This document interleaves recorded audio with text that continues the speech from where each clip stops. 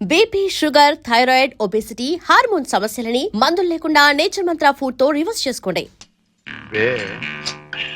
ఇది నీకు అలవాటా బే? అన్యాయంగా మనుషుల్ని కొట్టడం నేరమని నీకు తెలుసా? పేదరీతులు నాతో చెప్పక. నేను చేసిన పని నాకు న్యాయమే అనిపిస్తుంది. న్యాయం అని నీ ఇష్టం వచ్చినట్లు ప్రవర్తిస్తే చట్టం శిక్షిస్తుంది. చట్టం, శిక్ష, నేరం ఇవన్నీ మనకు అనవసరం. సముద్రం లాంటి ఈ పేటలో మనం తిమింగలం. దమ్ముంటే తెలుసుకున్నారా? లేకపోతే నోరు మూసు తలంచూపో. అంతేగాని ఈ నాగులుగాడి దగ్గరకు వచ్చి రూల్స్ గిల్స్ అంటే తల మీద బొమ్మిడలు ఏం చేయగలరు. మన గురించి కావాలంటే ఈ పేటలో అయ్యే సన్నాసి నేను అడుగు.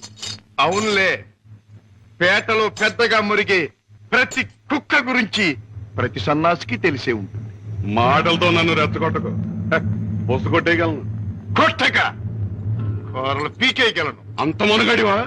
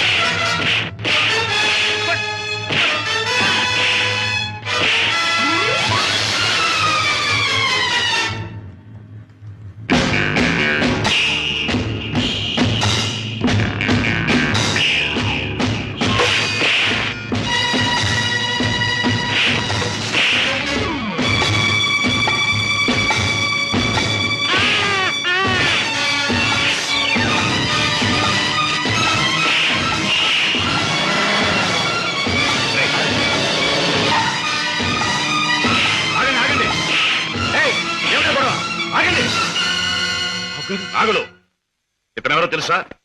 నా కన్న కొడుకు, నా ప్రాణానికి ప్రాణం. ఈ బాబు గారు మీ అబ్బాయా? నాకు నిజంగా తెలియదు బాబు. తెలుసుంటే చేయెత్తబోదును, మాట తొలగపోదును. నన్ను మన్నించండి బాబు. ఏ నాన్నగారు, ఈ నాగులు మీకు తెలుసా? తెలుసు అంటే మీ నాన్నగారు నాకు తెలియపోటేంటి బాబు. ఒకప్పుడు జ్ఞానంలో చిక్కున్న శాపలాంటి నన్ను బయటికి లాగి తిన్నెట్టి బతికించారు. ఇది నాకు దేవుడితో సమానం బాబు గారు. రాజా పెడదాం పద. రాజాబాబు, ఏ నాగులు, ఇక నుంచి ఈ నాగులు మీ నమ్మిన పంట అనుకోండి. కట్టం వచ్చినా కన్నీరు వచ్చినా ఈ నాగులు ఉన్నాడనే సంగతి మాత్రం మర్చిపోకండి బాబు. నాగులు, ఇక నుంచి అమాయకుల మీద చేసుకోవటం మాని కష్టపడి సంపాదించి బ్రతకటం నేర్చు. అలాగే బాబు. కమాన్.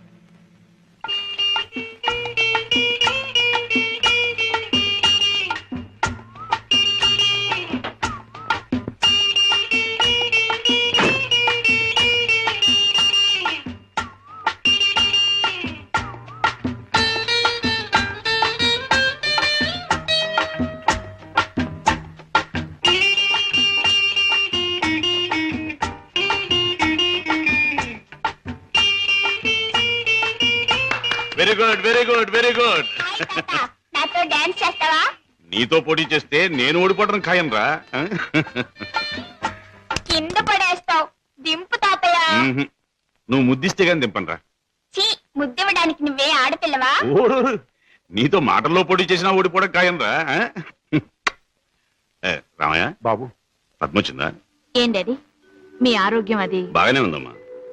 పద్మ, మీ కాపురాన్ని గురించి ఎప్పటికప్పుడు వింటూనే ఉన్నాను. కిషోర్ పట్టుదలకి, ప్రయోజకత్వానికి చాలా ఆనందిస్తున్నానమ్మా. తాత, నువ్వు కథ చెప్తానన్నావు, చెప్పవా? ఓహోహో అన్నాను కదూ. అవును రోయ్, చెప్తాను. అమ్మా పద్మ, నువ్వు బుల్లిబాబుని ఎత్తుకుని అయ్యగారింటికి వచ్చినప్పుడేనమ్మా అయ్యగారి ముఖంలో నవ్వు కనిపిస్తుంది. మనవడంటే అయ్యగారికి భలే ఇష్టం. ఓహో అలాగా, ఇట్స్ ఆల్ రైట్. రేపు కోర్టులో కలుసుకుంది. Good night.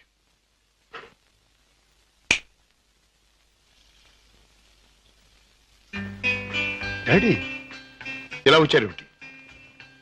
అయిపోతున్న వయస్సు, అలసిపోయిన మనస్సు మనిషికి గమ్యం దగ్గర పడుతుందని తెలియజేస్తాయి కదా. అలాంటప్పుడు మిగిలిపోయిన కోరికలన్నీ త్వరగా తీర్చుకోవాలని ఆశపడతాడు మనిషి. It's natural. అవునా? మీ మనసులో ఉన్న కోరిక ఏమిటి? రాజా, చీకట్లో ఒక చిన్న దీపం ఎంత వెలుగునిస్తుందో, ముసలితనంలో ఒక పసివాడు తాత అని పిలిస్తే అంత ఆనందం కలుగుతుంది. కళ్లకు వాడంత వెలుగవుతాడు. అని రామయ్య తరచూ చెబుతుంటాడు. అప్పుడు మీరేమనేవారు? నేనా నిజమేనని ఒప్పుకునేవాడిని. రాజా, అనుక్షణం బిజినెస్ వ్యవహారాల్లో పడి కన్నబిడ్డలకు జరపవలసిన ముద్దు ముచ్చట్లు మర్చిపోతున్నానేమో అనిపిస్తుంది. అందుకే పద్మ తన పెళ్లి తాను చేసుకుంది. ఆ పెళ్లి కళ్ళారా చూసి అదృష్టం పోగొట్టుకున్నాను. కానీ రాజా, నీ విషయంలో మాత్రం అలా జరగదు. నీ మనసులో ఎవరైనా ఉంటే చెప్పు, నేను అభ్యంతర పెట్టను. మనస్ఫూర్తిగా ఒప్పుకుని దీవిస్తాను. Thank you daddy, thank you. Good night. Good night. అవును బాస్, ఆ రంగయ్యని మీరు ఎలాగైనా రక్షించాలి. అసలు ఆ రంగయ్య ఎవరు? మా ఇంటి దగ్గర ఉండే టాక్సీ డ్రైవర్. మనిషి ఎంతో మంచివాడు, అమాయకుడు. చెయ్యని నేరానికి అన్యాయంగా జైలు పాలయ్యాడు. అతని మీద ఆధారపడ్డ అతని కుటుంబం అంతా చాలా బాధపడుతున్నారు. బాస్, మీరు ఎలాగైనా రక్షిస్తే వాళ్ళ కుటుంబానికి సాయం చేసిన వాళ్ళు అవుతారు. అలాగే సీత, ఈ కేసు నేను టేకప్ చేస్తాను. నేరస్తుల్ని శిక్షించడమే కాదు, అమాయకుల్ని రక్షించడం కూడా న్యాయవాదుల బాధ్యత, కర్తవ్యం. It's my duty. రంగయ్య, తప్పు చేయని వాడు దేనికి భయపడక్కర్లేదు. నీకు జరిగింది ఏమిటో చెప్పు. చెబుతాను బాబు, చెబుతాను. బెస్తపేటలో టాక్సీ పెట్టి కూర్చున్నాను. ఇంతలో ఓ పెద్ద మనిషి చేపల గంప డిక్కీలో పెట్టించి టాక్సీ ఎక్కి కూర్చున్నాడు.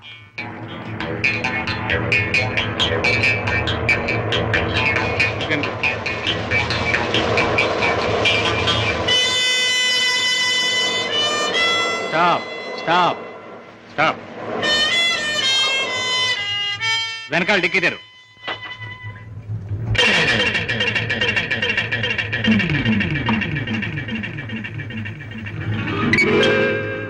ఈ చేపల గంప ఎవరిది? నాది కాదు సార్, టాక్సీలో వచ్చిన వారిదండి. అలాగా.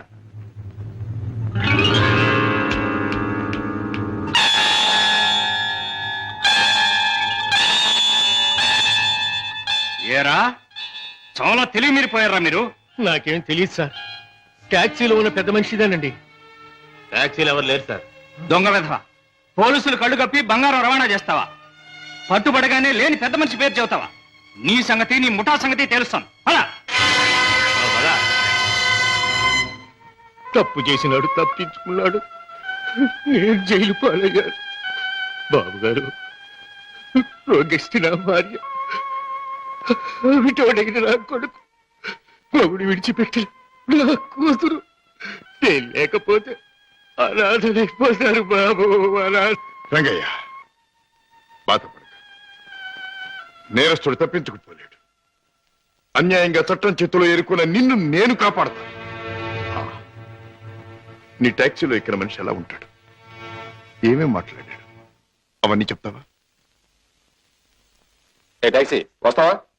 నా పేరేం టాక్సీ కాదయ్యా. నీ పేరు ఏమిటి తెలుసుకునే టైం లేదు నాకు. వస్తావా లేదా? అయ్యయ్యో, ఉండవయ్యా, రావటానికే కదా ఉన్నాం. అయితే మీరు ఆ బొట్టు తీసుకెళ్ళి దిక్కులు పెట్టి.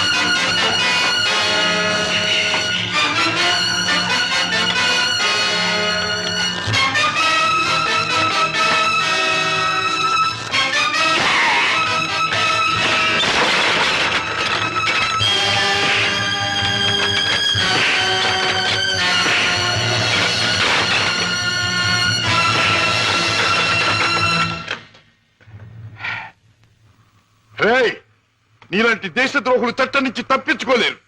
నీలాంటి దుర్మార్గులు ఈ స్మగ్లింగ్ నేరాలు చేస్తూ ఉంటే పాప అమాయకులు శిక్షించబడుతున్నారు.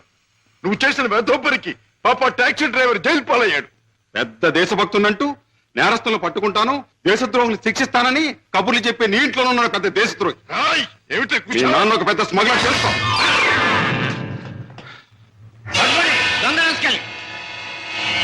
మా నాన్న స్మగ్లరా?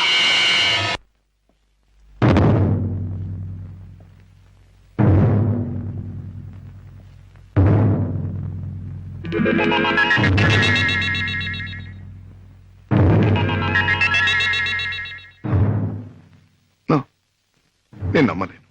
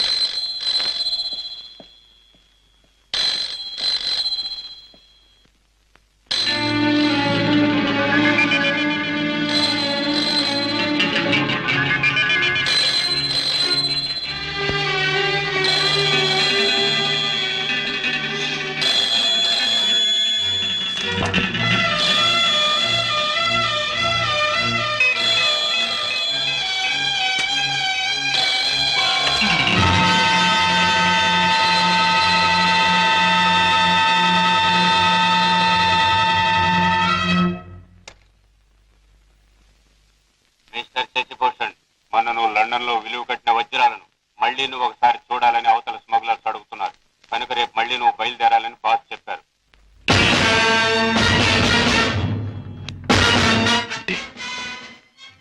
నేను విన్నది నిజమేనన్నమాట. Daddy is smuggler. Daddy is criminal.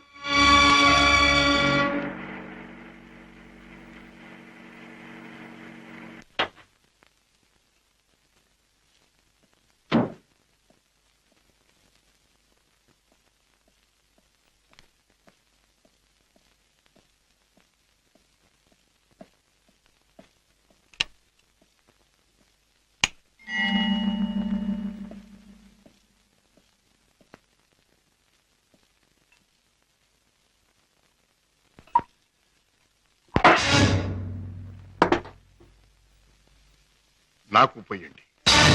రాజా, అవును, తెలిసిన నిజాన్ని తట్టుకోవాలంటే తాగక తప్పదు. తప్పనిసరిగా నీతో తాగించే ఆ తెలిసిన నిజాలేమిటి? నీకు తెలియదంటారా? నీకేం తెలిసిందంటాను. ఏనాడో తెలియవలసింది, లేదా ఎప్పటికీ తెలియకూడంది తెలిసింది. నేను దండం పెట్టే దేవుడు దారుణమైన రాక్షసుడని తెలిసింది. నాకు అన్నం పెట్టి చేయి అన్యాయంతో చేయి కలిపిందని తెలిసింది. రాజా, అవుండే, మిమ్మల్ని గురించి భయంకరమైన నిజం ఒకటి తెలిసింది. మీరు చేసేది స్మగ్లింగ్ అని తెలిసింది. మీరు నేరస్తులని తెలిసింది. తెలియగానే నేను నమ్మలేదు. ఇప్పటికీ నమ్మాలంటే నా మనసు ఒప్పుకోవటం లేదు. అందుకే మీ నోటి వంటి మీ మాటగా మీరే చెప్పండి డాడీ, మీరు నేరస్తులేనా? చట్టం దృష్టిలో దోషులేనా? మీరు చేసేది సంఘానికి దేశానికి ద్రోహమేనా? చెప్పండి డాడీ, చెప్పండి. మై డియర్ బాయ్, నీకు తెలిసిందంతా నిజమే. ఎస్, ఇన్నేళ్ళు ఈ నిజం నీకు తెలియకూడదని తాపత్రయపడు. కానీ తప్పుని నిప్పుని ఎంతో కాలం దాచలేమని ఇప్పుడు అర్థం. రాజా, నేను పట్టుబడిన నేరస్తు. నేను చేసేది చట్టానికి వ్యతిరేకమైంది. అంటే ఇంతకాలం మీరు నాకు పెట్టిన అన్నం, నేర్పించిన చదువు, ఏర్పరిచిన సౌకర్యాలు, తీర్చిన సరదాలు అన్ని అన్యాయపార్జనతో సమకూర్చినవి, అంతా పాపిష్టి సొమ్ముతో తెచ్చినదేనా? డాడీ, దౌర్భాగ్యపు డబ్బు కోసం, అస్థిరమైన ఐశ్వర్యం కోసం మీరు ఈ అవినీతికి దిగుతారా? లేదురా, లేదు. డబ్బు మీద ఆశతో, సంపద మీద వ్యామోహంతో కాదు నేను ఈ దారి పట్టాను. కట్టుకున్న మనిషి మీద ప్రేమతో, కన్న బిడ్డ మీద మమతతో తప్పనిసరి ఈ తప్పు దారి పట్టాను. డాడీ, పసివాడిగా ఉన్నప్పుడు నీకు పాలు లేక, జబ్బుతో మంచంలో ఉన్న మీ అమ్మకు మందు లేక, నిరుద్యోగిగా ఉన్న నాకు వేరే దారి లేక వీధిన పడ్డాను. మానవ అభిమానం విడిచి తెలిసిన ప్రతివాడి ముందు చెయ్యి చాపాను. నా భార్యా బిడ్డలను రక్షించమని అడిగాను, అర్థించాను, ప్రార్థించాను. కానీ ఏ ఒక్కడూ పట్టించుకోలేదు. మనిషికి మనిషి సాయపడని ఈ లోకంలో సాయపడేది మనిషి సృష్టించిన డబ్బే. నా భార్యా బిడ్డలు బ్రతికించుకోవడం కోసం, ఆ డబ్బు కోసం జీవితంలో మొదటిసారిగా తప్పుదారి తొక్కాను. ఆపై నా పిల్లల్ని పెంచుకోవడానికి, 2 పూట్ల అన్నం పెట్టుకోవడానికి అరణ్యం లాంటి ఈ లోకంలో ఆ తప్పుదారి నాకు తప్పలేదు. Those unavoidable circumstances have driven me to this state. Daddy, ప్రతి నేరస్తుడు తాను చేసింది న్యాయమని చెప్పుకోవడానికి తగినంత కారణం ఉండొచ్చు, కథ ఉండొచ్చు. కానీ ఎంత మాత్రాన అతను చేసింది నేరం కాకపోదు. రాజా, కన్నబిడ్డలకి తిండి పెట్టడం కోసం ఒక జంతువు మరొక జంతువుని చంపుతుంది. దాని సృష్టి సహజం అంటాం. వాటికున్న ప్రేమానురాగాలు మనుషులకు ఉండకూడదంటావా? ఆ ప్రేమానురాగాల వల్ల చేసే పనిని తప్పంటావా? ప్రేమానురాగాలు ఉండొచ్చు, కానీ జంతువుల కంటే మనుషులు ఎన్నో వేల రెట్లు గొప్ప ప్రాణులు కనుక ధర్మం, న్యాయం సంగతి కూడా ఆలోచించాలి. అయితే ఒక తండ్రిగా నా బిడ్డల్ని నేను రక్షించుకోవటం నాకు న్యాయం. వాళ్ళ కోసం ఏ పని చేసినా అది నాకు ధర్మమే. డాడీ, మా మీద మీకు గల ప్రేమ మిమ్మల్ని నేరస్తుడిగా మార్చినందుకు నేనెంతో జారిపడుతున్నా. ఇంతకాలం ఆ పాపిష్టముతో మమ్మల్ని పోషించే కంటే ఆనాడే మా ప్రాణం తీసినా బాగుండే. రాజా, నువ్వు ఒక బిడ్డగా తండ్రి అయి ఉంటే నీ మాట అనలేకపోయేవాడు, ఆ పని చెయ్యలేకపోయేవాడు. డాడీ, బిడ్డని చెప్పలేకపోతే నేనైనా చచ్చిపోయేవాడిని, కానీ మీలా తప్పులు మాత్రం చేసేవాడిని కాదు. ఇంతకాలం ఈ పాపిష్టి సొమ్ము తిన్నానంటే చచ్చా నా మీద నాకే అసహ్యం వేస్తుంది. అన్యాయపార్జనతో న్యాయవాద వృత్తి చదివానంటే నా మీద నాకే కోపం వస్తుంది. ఇంట్లో నేరస్తుని ఉంచుకుని బయట నేరస్తుని విచారించి జైలుకి పంపుతున్నానంటే నా మీద నాకే I can't stay here for a minute. నేను ఇంట్లో ఒక క్షణం కూడా ఉండదు. రాజా, రాజా, ఒక్క మాట. ఆడపిల్ల కన్నవాళ్ళని వదిలిపెట్టి వెళ్ళడం సహజం. కానీ కన్న కొడుకు కడదాకా కన్నవాళ్లతోనే ఉంటాడు. పోయాక కాటిదాకా సాయం వస్తాడు, కొరివి పెట్టి సాగనంపుతాడు. ఆశతో నీ మీదే ప్రాణాలన్నీ పెట్టుకున్న ఈ డాడీని అర్ధంతరంగా ఒంటరిని చేసి వెళ్ళిపోతావా? డాడీ, నేను వెళ్ళిపోతున్నది అన్యాయపాలయం లాంటి ఇంట్లో నుంచి, చట్టాన్ని వ్యతిరేకించిన ఒక నేరస్తుడి నుంచి. అంతేకాని మా డాడీ మనసులో నుంచి కాదు. నేనే మీకు కావాలనుకుంటే బ్రతికిన మీ జీవితాన్ని, సంపాదించిన ఆస్తిపాస్తుల్ని, మీ ఇంటిని, మీ సర్వస్వాన్ని మీరు వదులుకోవాలి. ఒక సామాన్యమైన మనిషిగా, మమత నిండి ఉన్న ఒక మామూలు తండ్రిగా ఎప్పుడు మీరు నా గడపలోకి అడుగు పెడతారో అప్పుడు ఆప్యాయతో మీ చేయి అందుకుంటాను, ఆదరంతో మిమ్మల్ని లోపలికి తీసుకుపెడతాను. లేకపోతే ఈ కొడుకే మీకు రీడనుకోండి. Good bye. రాజా, రాజా,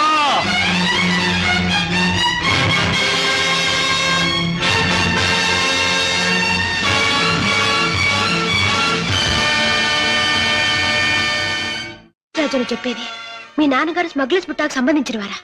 అవును సీత, ఈ విషయం నాకు తెలియకుండా నా ప్రాణం పోయినా బాగుండేది. నాది గొప్ప పుట్టుకని, నా తండ్రి ఒక గొప్ప వ్యక్తి అని గౌరవంగా తలెత్తుకు తిరిగిన నేను ఈ నిజం లోకానికి తెలిస్తే తల వంపులు కావాలి లేదా తల వంచుకు చావాలి. బాధపడకు రాజా. సీత, మగవాడిగా నాకేం పర్వాలేదు, కానీ డాడీ నేరస్తుడనే విషయం నా చెల్లెలికి ఆమె భర్తకి తెలిసిన రోజున ఆమె కాపురం వల్ల కల్లోలమవుతుంది. నేరస్తుడి కూతురు తన భార్య అని తెలిసిన రోజున నా బావ ఆమెను అసెక్కించుకోవచ్చు లేదా వదిలేయచ్చు. రాజా, ఆమెకి నిజం తెలియనివ్వద్దు. అవును, మా బ్రతికేమైనా సరే నా చెల్లెలి కాపురం చక్కగా ఉండాలి. అందుకే ఆమెకి నిజం తెలియనివ్వకూడదు. ఏమిటి, అన్నయ్య ఇంట్లోంచి వెళ్ళిపోయాడా? అవునమ్మా, 2 రోజులైంది. అప్పటి నుంచి పెద్దయ్య గారు తిండి కూడా మానేసి తన గదిలో కూర్చుని కుమిలిపోతున్నారు. ఏం జరిగింది రావయ్య? అసలు గొడవ ఎందుకు వచ్చింది? నాకు తెలియదమ్మా. ఇద్దరూ గదిలో ఏదో గొడవ పడ్డారు. రాజాబాబు తనే పోతానన్నాడో పెద్దయ్య గారు పొమ్మన్నారో నాకు తెలియదమ్మా. బాబేడి? తాతగారు నువ్వా బాబు? రా, కూర్చో. నువ్వైనా వచ్చావు, సంతోషం. మా ఎండిపోయాడా? ఎందుకని? నువ్వు కోపడ్డావా? లేదు బాబు, వాడే నన్ను కోపడి వెళ్ళిపోయాడు. ఉండమని ఏడ్చినా ఉండలేదు. ఏమిటి డాడీ, అన్నయ్య ఎందుకు వెళ్ళిపోయాడు? మిమ్మల్ని ఎందుకు కాదనుకున్నాడు? కాదనుకున్నది వాడు, వెళ్ళిపోయింది వాడు. ఈ ప్రశ్న నన్ను కాదమ్మా అడగాల్సింది, వాణ్ణి. చూడమ్మా, మీ అమ్మ చనిపోయినప్పుడు మీ ఇద్దరిని చూసుకుని బతికాను. నువ్వు పెళ్లి చేసుకుని వెళ్ళిపోయినప్పుడు వాణ్ణి చూసుకుని బతికాను. ఇప్పుడు వాడు కూడా వెళ్ళిపోతే ఇంకెవరిని చూసుకుని బ్రతకాలి? ఎందుకు బ్రతకాలి? బాధపడకండి డాడీ, నేను అన్నయ్యతో మాట్లాడతాను. నచ్చ చెప్పి మనసు మార్చి మీ దగ్గరకు వచ్చేటట్టు చేస్తాను.